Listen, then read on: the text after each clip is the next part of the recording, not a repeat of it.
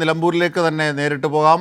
നിലമ്പൂരിൽ ഞങ്ങളുടെ പ്രതിനിധി സച്ചിൻ വള്ളിക്കാടുണ്ട്. സച്ചിൻ, നാളെയാണ് എം സ്വരാജിന് അവിടെ സ്വീകരണം ഏർപ്പെടുത്തിയിരിക്കുന്നത്. ഇവിടെ AKG സെൻറ്ററിൽ നിന്നും സെക്രട്ടേറിയറ്റിന് ശേഷമുള്ള പ്രഖ്യാപനം ഉണ്ടായ ഘട്ടത്തിൽ തന്നെ യുവതയടക്കം വലിയ ആവേശമാണ് അവിടെ തീർത്തത്. ഇനിയിപ്പോൾ നേരിട്ട ആവേശത്തെ അവർ ഏറ്റുവാങ്ങുകയാണ്. നാളെ 10 മണിക്കാണ് റോഡ് ഷോ, അല്ലേ? എവിടെ നിന്ന് എവിടേക്കാണ്? എന്തൊക്കെയാണ് അവിടുത്തെ വിവരങ്ങൾ, മറ്റു വിശദാംശങ്ങൾ കൂടി?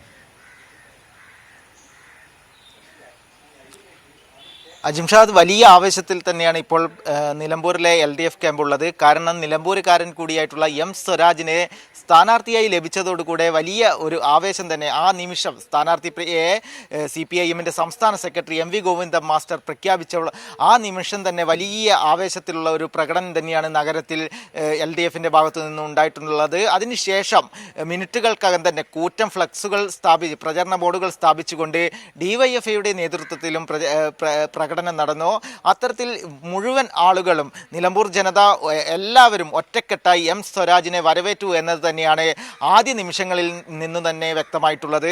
മാത്രമല്ല, നിലമ്പൂരിനെ സംബന്ധിച്ചിടത്തോളം നിലമ്പൂരുകാരൻ കൂടിയായിട്ടുള്ള എം സ്വരാജ് സംസ്ഥാന രാഷ്ട്രീയത്തിലും അതേപോലെ തന്നെ സംസ്ഥാനത്തെ എല്ലാ മേഖലകളിലും പ്രവർത്തിച്ച് മികവ് തെളിയിച്ച ഒരു വ്യക്തിത്വം കൂടിയാണ്.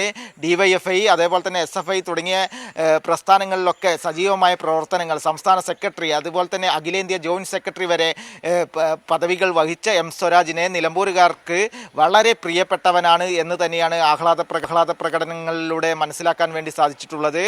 നാളെയാണ് LDF-ന്റെ വലിയ രീതിയിലുള്ള ഒരു പ്രകടനം നടക്കാൻ വേണ്ടി പോകുന്നത്. അത് എം സ്വരാജിന് സ്ഥാനാർത്ഥിയായി നിലമ്പൂരിലെത്തുന്ന എം സ്വരാജിന് വമ്പിച്ച സ്വീകരണം ഒരുക്കാനുള്ള ഒരു തയ്യാറെടുപ്പിലാണ് ഇപ്പോൾ നിലമ്പൂരുകാർ.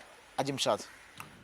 ശരി, സച്ചിൻ വള്ളിക്കാടാണ് നിലമ്പൂരിൽ നിന്നും ഏറ്റവും പുതിയ വിവരങ്ങൾ നൽകിയത്.